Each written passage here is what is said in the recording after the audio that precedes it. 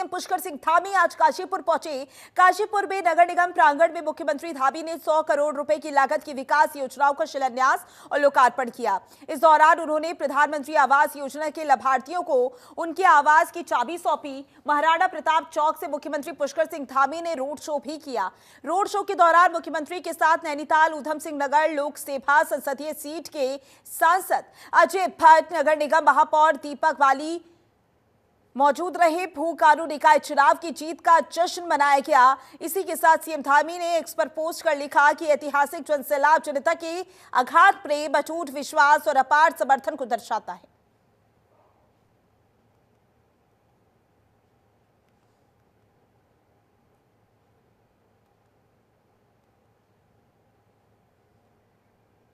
तो ये तस्वीरें आपकी टीवी स्क्रीन पर करोड़ों की योजनाओं का शिलान्यास करते हुए सीएम पुष्कर सिंह धामी नजर आए।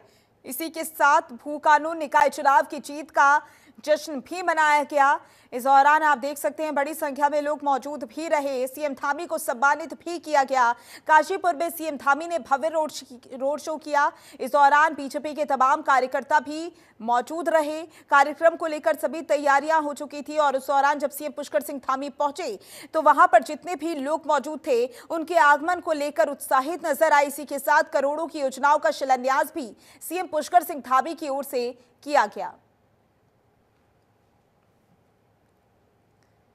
उत्तराखंड के मुख्यमंत्री पुष्कर सिंह धामी अमरोहा पहुंचे। श्री वेंकटेश्वर यूनिवर्सिटी में आयोजित अभिनंदन समारोह में हिस्सा लिया। उत्तराखंड समान नागरिक संहिता लागू करने वाला देश का पहला राज्य है। इस ऐतिहासिक कानून को लागू करने में मुख्यमंत्री धामी की महत्वपूर्ण भूमिका रही। इस उपलक्ष्य में उनका अभिनंदन समारोह आयोजित किया गया। सीएम धामी ने लोगों को संबोधित भी किया। उत्तराखंड में समान नागरिक संहिता लागू करने के लिए आप सब लोगों ने जो मेरा अभिनंदन किया है, मेरा स्वागत किया है, मेरा प्रोत्साहन किया है, उत्साहवर्धन किया है, मैं आप सभी का हृदय से आभार व्यक्त करता हूं। और मैं समझता हूं कि ये कार्यक्रम केवल अभिनंदन समारोह नहीं है, बल्कि भारत के संविधान की आत्मा को साकार करने का उत्सव है, जहां पर हम एक उत्सव की तरह यहां पर एकत्र हुए हैं। ये सम्मान सिर्फ मेरा नहीं है, बल्कि देवभूमि उत्तराखंड की जनता, जिन्होंने हमारे प्रधानमंत्री आदरणीय मोदी जी के नेतृत्व में सन 2022 में उत्तराखंड विधानसभा के चुनाव में जो संकल्प हमने आदरणीय प्रधानमंत्री मोदी जी के नेतृत्व में उनके सामने प्रस्तुत किया था, उस संकल्प पर मोहर लगाने का काम देवभूमि उत्तराखंड की 1.25 करोड़ जनता ने किया। तो वहीं उत्तराखंड में कैबिनेट विस्तार की चर्चाओं के बीच सीएम पुष्कर सिंह धामी और बीजेपी प्रदेश अध्यक्ष महेंद्र भट्ट का दिल्ली दौरा सुर्खियों में है। वहीं राजनीतिक गलियारों में चर्चाएं ये भी हैं कि होली के बाद धामी कैबिनेट का विस्तार हो सकता है। वहीं इस चर्चाओं के बीच दिल्ली दौरे के बाद उत्तराखंड लौटे सीएम धामी मीडिया से मुखातिब होते हुए नजर आए। सीएम पुष्कर सिंह धामी ने दिल्ली दौरे को लेकर सवाल किया गया उनसे, तो उन्होंने अपने अंदाज में पत्रकारों को जवाब दिया। सीएम धामी ने कहा कि दिल्ली आने का कार्यक्रम उनका पहले से ही तय था। ये कोई नया कार्यक्रम नहीं था, सब सामान्य कार्यक्रम था। मैं तो सामान्य स्थिति में ही आया था।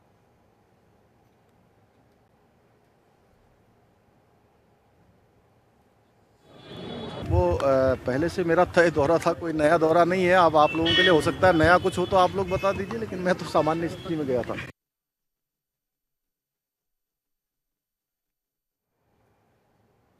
तो वहीं सीएम धामी ITDR सभागार में अंतर्राष्ट्रीय महिला दिवस पर आयोजित कार्यक्रम में पहुंचे थे। इस दौरान उन्होंने विभिन्न क्षेत्रों में उत्कृष्ट कार्य करने वाली महिलाओं को सम्मानित भी किया। कार्यक्रम के बाद पत्रकारों ने मुख्यमंत्री धामी से कैबिनेट विस्तार की चर्चाओं को लेकर सवाल किया। इसके जवाब में मुख्यमंत्री पुष्कर सिंह धामी ने कहा कि यह उनका पहले से ही प्रस्तावित दौरा था।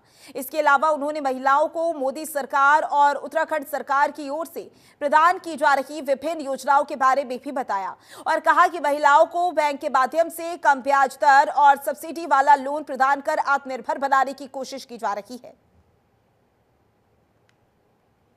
हमारी मातृशक्ति का बहुत बड़ा योगदान है। आज हमारी मातृशक्ति हर क्षेत्र में आगे बढ़ रही है, चाहे वो समाज का क्षेत्र हो, राजनीति का क्षेत्र हो, कृषि विज्ञान का क्षेत्र हो, शिक्षा का, स्वास्थ्य का, कोई क्षेत्र ऐसा नहीं है जिसमें हमारी महिलाएं अपना योगदान न दे रही हों।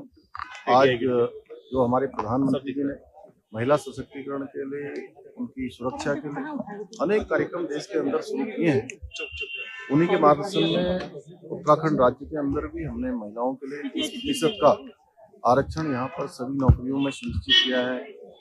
1 लाख लखपति दीदियां हमारी सहायता समूह जो हमारे चल रहे हैं, 5 लाख तक के ऋण हम बिना ब्याज के दे रहे हैं। ऐसे अनेक योजनाएं हम आगे बढ़ा रहे हैं। आगे भी हम नारी शक्ति को आगे बढ़ाने के लिए, अपनी मातृशक्ति को आगे बढ़ाने के लिए हर संभव प्रयास करेंगे और हर संभव प्रोत्साहन करेंगे। तो वहीं सीएम धामी ने मुख्यमंत्री आवास परिसर में लगाए गए विभिन्न प्रजातियों के फूलों का उन्होंने ट्यूलिप प्रजाति के पुष्पों को भी अवलोकन किया। कुछ दिन पहले मुख्यमंत्री ने स्वयं ट्यूलिप बल्ब का रोपण किया था। सीएम धामी ने कहा कि राज्य सरकार बागवानी को निरंतर बढ़ावा दे रही है, राज्य में फूलों की खेती को भी बढ़ावा दिया जा रहा है। उन्होंने कहा कि कई कृषक ट्यूलिप प्रजाति के फूलों की बड़े पैमाने पर खेती कर रही हैं, जिससे उनकी आय बढ़ी है।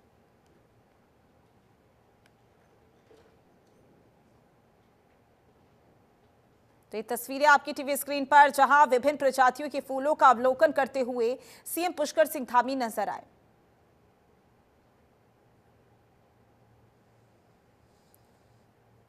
तो वहीं उत्तराखंड की मुख्य सचिव राधा रतूड़ी का कार्यकाल इस माह समाप्त हो रहा है। इसके साथ ही नए मुख्य सचिव के लिए सुगबुगाहट तेज हो गई है। वरिष्ठता क्रम में 1992 बैच के आईएएस आनंद वर्धन हैं, जिनका केंद्र में भी इंप्लीमेंट हो गया है। हालांकि उन्होंने यही सेवाएं देने की बात कही। उनके बाद वरिष्ठता क्रम में प्रमुख सचिव एल फेरई और आरके सुधांशु के नाम भी शामिल हैं। दरअसल वर्तमान मुख्य सचिव राधा रतूड़ी को 2 बार 6 माह का सेवा विस्तार मिल चुका है। 31 मार्च को उनका कार्यकाल समाप्त हो रहा है। तीसरी बार सेवा विस्तार मिलने की संभावना कम है। उनकी विदाई के बाद खाली कुर्सी के लिए सुगबुगाहट भी तेज हो गई है।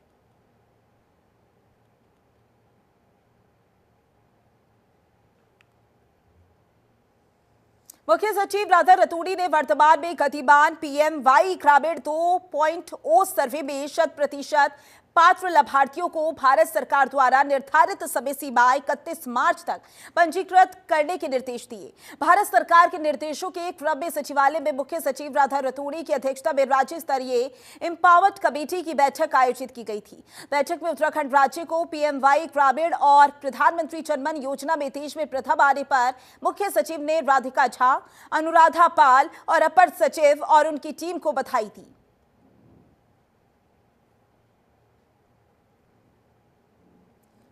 तो वहीं नैनीताल हाईकोर्ट ने 2000 पदों पर चल रही पुलिस भर्ती के परिणाम जारी करने पर रोक लगा दी है। हाईकोर्ट ने यह फैसला पुलिस भर्ती में आयु सीमा में छूट दिए जाने की मांग को लेकर दायर याचिका पर सुनवाई के बाद लिया।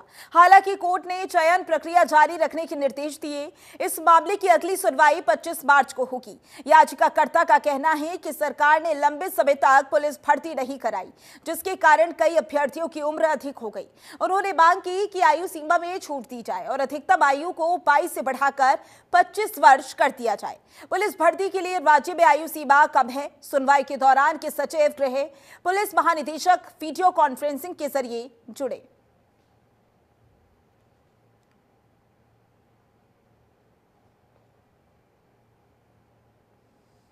तो वहीं अल्मोड़ा जिले में 3 दिवसीय होली महोत्सव का शुभारंभ हो गया है।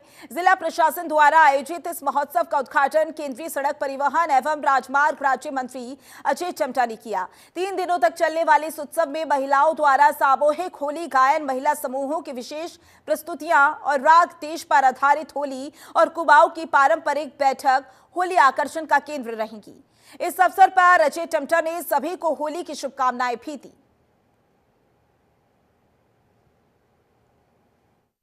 होली का ये रंगों का त्योहार पूरे देश के अंदर और देश के बाहर जितने जगह भी भारतीय लोग रहते हैं, इसे बड़े हर्षोल्लास के साथ मनाया जाता है। और मैं समझता हूँ एक प्यार और मोहब्बत, एक दूसरे को जिस प्रकार से लोगों का एक दूसरे के साथ प्यार होता है, ये अपने आप में बहुत ही सुंदर है। रंगों का यह त्योहार सबके लिए रंगों भरा हो, ये मेरी। तो वहीं बीजेपी के प्रदेश अध्यक्ष महेंद्र भट्ट के सड़क छाप वाले बयान पर सियासत गर्मा गई है। आंदोलन कर रहे लोग समेत आम जनता में आक्रोश देखने को मिल रहा है। वहीं इस पर बीजेपी विधायक खजन दास ने खेद प्रकट करते हुए कहा कि वह गलती से उनके मुंह से निकल गया। खजन दास ने कहा कि ऐसे शब्दों का प्रयोग नहीं करना चाहिए। हम सब सड़क से ही निकले हैं और ये राज्य हमें मिला है। देखिए, ये शब्द त्रुटि बस निकल गया है। ऐसे शब्द का प्रयोग नहीं होना चाहिए।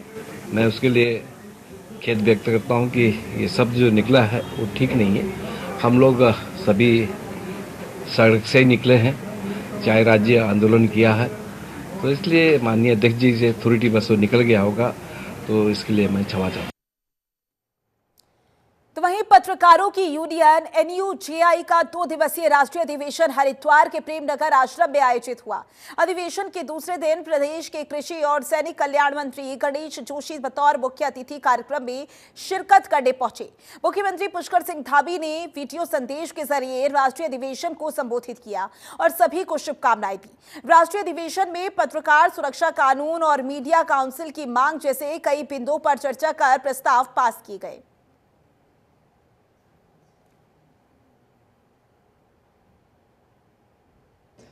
आज हमने अपने राष्ट्रीय मुद्दे तो उठाए हैं, लेकिन हमने विशेष रूप से उत्तराखंड के पत्रकारों की जो समस्या है उसको उठाया है। जैसे हमने उनसे कहा कि उत्तराखंड में जो छोटे समाचार पत्र हैं, जो छोटे चैनल हैं, जिनके सामने आर्थिक संकट है, उनको आर्थिक पैकेज दिया जाए और विज्ञापन देने में उनको वरीयता दी जाए। ये ठीक है भाई, आप नेशनल अखबार को विज्ञापन देते हैं, नेशनल चैनल को देते हैं, लेकिन जो उत्तराखंड की आवाज़ बने हुए हैं उनको भी सरकार पूरी महत्व दे। और इसके लिए उन्होंने आश्वासन दिया है कि हमारा प्रतिनिधिमंडल मुख्यमंत्री से मिलेगा और इस बारे में उन्हें ज्ञापन देगा। अलावा हमने पूरे देश में जिस अभी हम चर्चा कर रहे हैं, हमारे जैसे हमारे जर्नलिस्ट प्रोटेक्शन एक्ट की मांग है, मीडिया काउंसिल की मांग है, मीडिया कमीशन की मांग है, जर्नलिस्ट के लिए रजिस्टर बनाने की मांग है और पत्रकारों के लिए जो भी सुविधाएं हैं उन पर हम चर्चा। बिना पत्रकारों के सहयोग से नहीं चल सकती। कुछ पीड़ाएं मेरे सामने हमारे मित्रों ने व्यक्त की। हालांकि हमारी सरकार ने लगातार, मैंने अभी बताया कि जो हमारा कॉर्पोरेट फंड है उसको हमने 5 करोड़ से 10 करोड़ कर दिया है। हमने 20 लोगों को पेंशन दी है। हमने कई पत्रकार साथियों को इलाज के लिए हमारी सरकार ने पैसा दिया है। हमने मान्यता का जो है मापदंड उसको हमने सरल कर दिया है।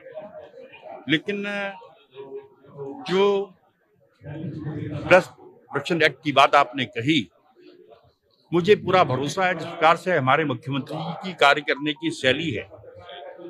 उन्होंने खुद यहाँ पर आना था, लेकिन बहुत व्यस्तता के कारण नहीं आ पाए।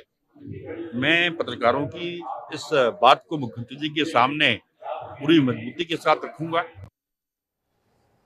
तो वहीं मेरा वोट मेरा अधिकार अभियान पर आज कांग्रेस भवन में कांग्रेसी चर्चा करेंगे। प्रदेश कांग्रेस कमेटी की ओर से उत्तराखंड में मेरा वोट मेरा अधिकार अभियान चलाया जाएगा। अभियान को लेकर उत्तराखंड युवा कांग्रेस और एनएसयूआई की महत्वपूर्ण बैठक होगी। इस बैठक में सीडब्ल्यूसी सदस्य राष्ट्रीय कांग्रेस अध्यक्ष के सलाहकार गुरदीप सिंह, उत्तराखंड कांग्रेस अध्यक्ष करण बाहरा और नेता प्रतिपक्ष यशपाल आर्य भी बैठक में शामिल होंगे।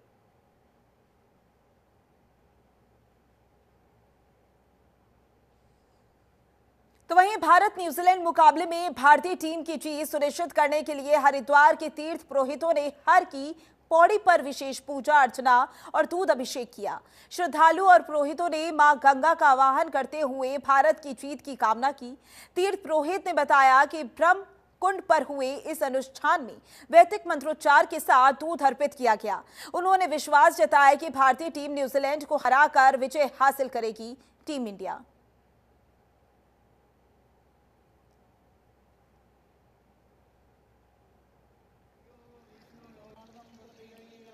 आज भारतीय क्रिकेट टीम की जिस प्रकार से जीत के लिए हम लोग सब लोग यहाँ संकल्पबद्ध है, क्योंकि गंगा जी भगवती गंगा जी के पावन तट पर हमने आज दुग्धाभिषेक किया। सभी तीर्थ पुरोहितों ने इस ब्रह्म कुंड पर दुग्धाभिषेक कर भगवती गंगा जी से आज प्रार्थना की है कि भारतीय टीम इस टूर्नामेंट में विजय हासिल करे, न्यूजीलैंड को परास्त करे और पूरे विश्व के अंदर भारत की एक बार पुनः जय जयकार हो। भारत एक विश्व शक्ति के रूप में प्रदर्शित हो, खेल शक्ति के रूप में, आध्यात्मिक शक्ति के रूप में अपनी पहचान बनाए। तो वहीं भारत और न्यूजीलैंड के बीच दुबई इंटरनेशनल स्टेडियम में आईसीसी चैंपियंस ट्रॉफी का फाइनल मैच है।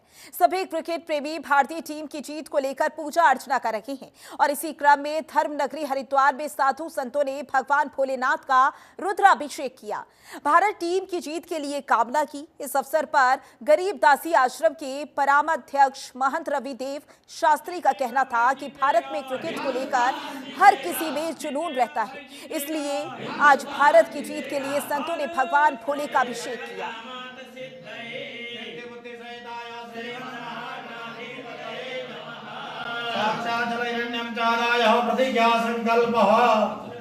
ऐसा है, कई दिन से स्वामी जी भारत की जीत हो, जो चैंपियन ट्रॉफी चल रही है, उसमें जीत के लिए स्वामी जी ने 7 दिन का अनुष्ठान रखा था। उसमें भगवान भोले का आराधना किया और उसमें हम लोग सब मिल करके, आचार्य लोग मिल करके भगवान शंकर जी से ये कामना किया है कि आज का जो फाइनल न्यूजीलैंड और भारत का फाइनल मैच होने जा रहा है, उसमें भारत की जीत हो। इस जीत से हम पूरे भारतवासियों की एक उत्साह उमंग बढ़ेगी और हम लोगों ने माँ भागीरथी गंगा से भी कल प्रार्थना किया था कि भारत का जीत निश्चित रूप से हो। तो हम लोग ये कामना करते हैं सब खिलाड़ियों को आज एकदम से ऊर्जा भरा हुआ शक्ति मिले। तो वहीं आगामी चारधाम यात्रा की तैयारियों को लेकर जिला प्रशासन ने कमर कस ली है। हरिद्वार के सीसीआर सभागार में पुलिस अधीक्षक की अध्यक्षता में जनपद के समस्त क्षेत्र अधिकारी और थाना प्रभारियों के साथ बैठक आयोजित की गई। इस बैठक में यात्रा के दौरान सुचारू यातायात व्यवस्था बनाए रखने पर चर्चा हुई। यातायात पुलिस अधीक्षक ने बताया कि यात्रियों को बढ़ती संख्या को देखते हुए पार्किंग की विशेष व्यवस्थाएं की जा रही हैं। इसके अलावा भीड़ भाड़ वाले इलाकों में ट्रैफिक को डाइवर्ट करने का प्लान तैयार किया गया है ताकि जाम की समस्या ना हो।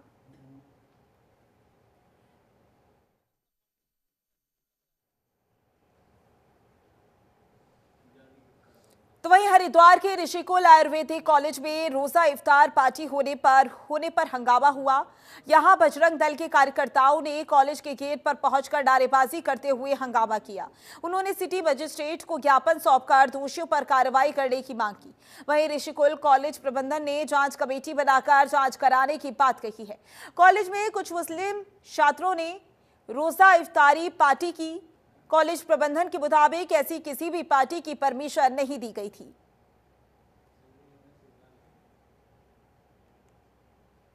सूचना दी गई चौकीदार के द्वारा, जो चौकीदार रहता है, शाम को 6 बजे कि कुछ बच्चे यहाँ गैदरिंग कर रहे हैं खाने पीने का सामान लेके। तो मैंने कहा कोई इन्होंने परमिशन नहीं दी है, इनको हटा दो। उसने कहा हमारे कहने से नहीं हट रहे हैं। तो मैंने कहा मैं आ रहा हूँ। मैंने अपने शिक्षक साथियों को फोन किया, हमारे 8-10 शिक्षक साथी आ गए, इसको रोक दिया और हटा दिया, भगा दिया। 5 मार्च को गोविंद घाट से हेमकुंड साहिब और फूलों की घाटी को जोड़ने वाला पुल पहाड़ी से चट्टान गिरने के कारण टूट गया था, जिससे हेमकुंड साहिब, फूलों की घाटी के साथ साथ पुलना और भिवंडार के ग्रामीणों का संपर्क मुख्य मार्ग से पूरी तरीके से कट गया। एसपी सीएम धामी के निर्देश के क्रम में जिला अधिकारी चमोली ने पीडब्ल्यूडी के अधिकारियों को मौके पर जाकर नए वैली ब्रिज के लिए भूमि चयनित करते हुए वैली ब्रिज बनाने के निर्देश दिए थे। जिलाधिकारी बताया कि नए वैली ब्रिज का निर्माण कार्य शुरू कर दिया गया है। सर्वे से पता चला कि पुराने पुल के ऊपरी साइड अभी भी लूज रॉक्स है, इसलिए अब नए स्थान को चिन्हित किया गया है, जहां पर 45 मीटर का नया वैली ब्रिज बनाया जा रहा है, जिसकी चौड़ाई 4.25 मीटर होगी और वहन क्षमता 10 टन होगी। जो गोविंद घाट में अभी ब्रिज निर्माण का कार्य होना है, वहाँ एक वैली ब्रिज को लगाने की कार्यवाही पीडब्ल्यूडी द्वारा की जा रही है। और जो पुराना ब्रिज था वो बोल्डर्स गिरने से टूटा था, जो ड्रोन सर्वे कराया गया तो सामने आया कि 127 मीटर की ऊंचाई से वहाँ बोल्डर्स गिरे थे और कुछ लूज रॉक अभी भी वहाँ पे हैं। तो एक नए के स्थान को चिन्हित करके 45 मीटर का एक बेली ब्रिज जिसकी क्षमता 10 टन की रहेगी और चौड़ाई 4.25 मीटर रहेगी, पीडब्ल्यूडी ने मौके पे कार्य शुरू कर दिया है और आशा है कि अगले 15 दिन में वो ब्रिज तैयार हो जाएगा, जिससे कि वाहनों का आवागमन पुलना की तरफ सुचारू।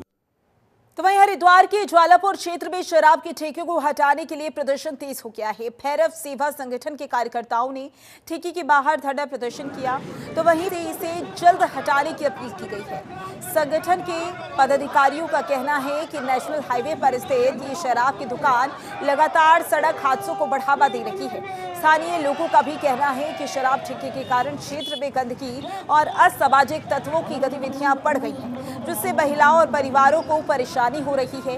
प्रदर्शनकारियों ने चेतावनी दी कि यदि जल्द ही ये ठेका नहीं हटाया गया तो आंदोलन और उग्र होगा। शराब के नशे में धुत लोग यहां आए दिन हुड़दंग मचाते हैं और महिलाओं के साथ अभद्रता करते हैं।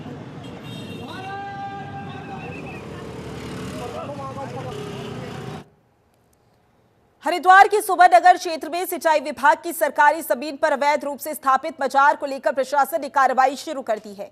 हरिद्वार उपजिलाधिकारी ने स्पष्ट किया कि इस अवैध मजार को लेकर पहले ही नोटिस जारी कर दिया था और अब प्रशासन ने मामले को गंभीरता से लेते हुए कार्रवाई शुरू कर दी है। इस कदम से न केवल सरकारी जमीन पर हुए अवैध कब्जे को रोका जाएगा, बल्कि ये भी संदेश जाएगा कि किसी भी अवैध निर्माण या गैर कानूनी कब्जे पर तुरंत और सख्त कार्रवाई की जाएगी। अधिकारियों का कहना है कि जल्द ही संबंधित कार्रवाई पूरी कर मजार को हटाया जाएगा और इस प्रक्रिया में सभी संबंधित विभागों को एक साथ लाकर काम किया जा रहा है। देखिए, संबंध में आज ही संज्ञान में आया है कि सुबहनगर क्षेत्र में एक मजार है जिसमें मोस्ट प्रोबेबली पुनर्वास सिंचाई विभाग की जगह पर है। इस संबंध में मेरे द्वारा विभाग को सूचित कर दिया गया है, वो अपने डॉक्यूमेंट्स वगैरह में चेक कर रहे हैं। अगर इसको नोटिस वगैरह दिया गया है, विधि संगत कार्रवाई के लिए पूर्व में कार्रवाई हो चुकी है, जो लिखित कार्रवाई है, तो इसमें हम लोग ग्राउंड पे भी कार्रवाई कर लेंगे। अगर लिखित कार्रवाई नहीं हुई तो पहले विधिवत तरीके से नोटिस दिया जाएगा, समय दिया जाएगा, उसके बाद इसको अगर ये अवैध पाई जाती है तो हटाया जाएगा। देखिए, जो भी पूरी कार्रवाई रहेगी, जो हमारे जीओज हैं, जो भी रूल्स हैं, उनके अकॉर्डिंग की जाएगी और शांति व्यवस्था बनाई रखी जाए। उसके लिए भी हम पुलिस फोर्स के लिए भी पर्याप्त मात्रा में हमारी तरफ से मांग करी जाती है। तो सारी चीज़ों को देखने के बाद ही कार्रवाई